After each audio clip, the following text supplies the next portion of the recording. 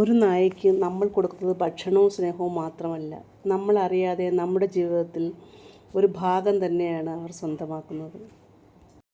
Hello guys, ഇന്ന് ഹാളുക്കുട്ടൻ്റെ അച്ഛൻ വരുന്ന ദിവസമാണ് കേട്ടോ. ഹാളുക്കുട്ടൻ്റെ അച്ഛൻ മന്ത്ലി ഒരിക്കലേ വരികയുള്ളൂ, അല്ലെങ്കിൽ 2 വീക്സ് കൂടുമ്പോഴൊക്കെ വരിക.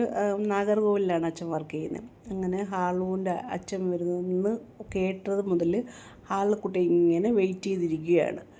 അച്ഛനിങ്ങനെ രാത്രിയായിട്ട് ഞാൻ വിളിച്ചിട്ടും വരുന്നില്ല. എന്നിട്ട് ഇങ്ങനെ അച്ഛൻ വരുന്നത് നോക്കി നോക്കി ഇങ്ങനെ ഗേറ്റിൻ്റെ അടുത്തൊക്കെ ആയിട്ടിരിക്കുകയാണ്. അപ്പോഴവൻ അച്ഛൻ്റെ വണ്ടിയുടെ സൗണ്ട് ദൂരേന്നേ അവന് മനസ്സിലായി. അവന് പിന്നെ കറക്റ്റ് അറിയാം. എനിക്ക് ചിലപ്പോൾ തെറ്റിപ്പോകും. ഇതിപ്പം ഇലക്ട്രിക് വണ്ടി ആയതുകൊണ്ട് എനിക്ക് അതിൻ്റെ സൗണ്ടൊന്നും കേട്ടറിയില്ല. പക്ഷേ അവനത് തെറ്റത്തില്ല.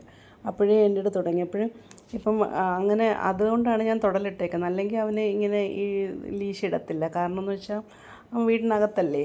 ഇപ്പം ഇതില്ല, ഗേറ്റ് തുറക്കുന്നതുകൊണ്ട് അവൻ പുറത്ത് പോകുന്നുള്ള വേറെ പട്ടികളൊക്കെ ഉണ്ടായിട്ട് പേരിലാണ് ഇങ്ങനെ തൊടലൊക്കെ ഇട്ട് പിടിച്ചുകൊണ്ടിരുന്നത്. അങ്ങനെ അവൻ ഇങ്ങനെ വെയിറ്റ് ചെയ്തിരിക്കുകയാണ് അച്ഛനെ ഇങ്ങനെ കാണാനുള്ള ഇങ്ങനെ 2 വീക്സ് വരുമ്പോൾ ആ കാറ് കണ്ടാലും മതി. അപ്പോഴത്തേക്ക് ഏട്ടാ ഇങ്ങനെ ഇത് തുറന്നപ്പോഴത്തേക്ക് അവൻ്റെ നിയന്ത്രണം വിട്ട് എൻ്റെ നേരെയും ചാടി വന്ന്.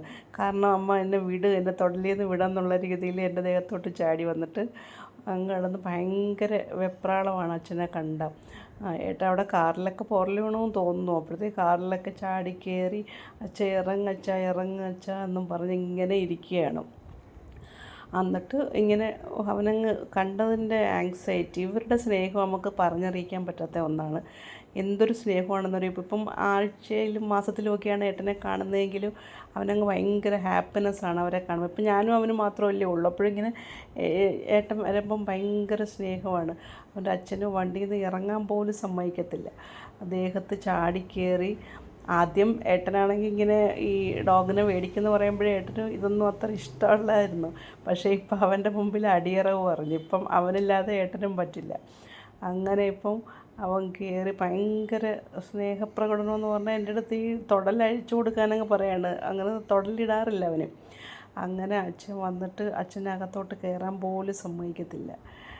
എന്നിട്ട് അങ്ങനെ അകത്തോട്ട് കയറാൻ സമ്മതിക്കാതെ അച്ഛനെ എനിക്ക് ഉമ്മ, അച്ഛനും ഉമ്മ എന്ന് വേണ്ട എല്ലാ കാര്യങ്ങളും ഇങ്ങനെ ചെയ്തുകൊണ്ടേയിരിക്കും. സാധാരണ ഏട്ടൻ വരുമ്പോൾ ഞാൻ ഇവനെ ഈ വീടിന് അകത്തിട്ടിട്ടാണ് ഞാൻ ഇറങ്ങുന്നത്. കാരണം ഇവന് അല്ലെങ്കിൽ ഇങ്ങനത്തെ ഈ വെപ്രാളങ്ങളെ പുറത്തേക്ക് ഗേറ്റിന് വെളിയിലൊക്കെ അച്ഛനെ കാണുമ്പോൾ ഉള്ള സന്തോഷത്തിൽ ഓടുന്നതുകൊണ്ട് ഇന്ന് ഞാനൊന്ന് പുറത്ത് നിർത്തി. അതിൻ്റെയാണ് ഏട്ടനകത്തോട്ട് പോലും കയറാൻ സമ്മതിക്കാത്തത്.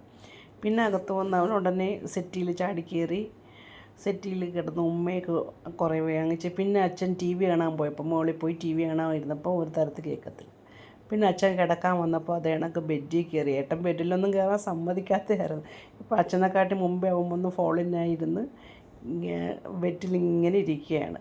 ഇങ്ങനെ പെറ്റ് ലവേഴ്സ് ഉള്ളവർക്ക് ഇതൊന്ന് ഷെയർ ചെയ്ത് കൊടുക്കണേ എല്ലാവർക്കും.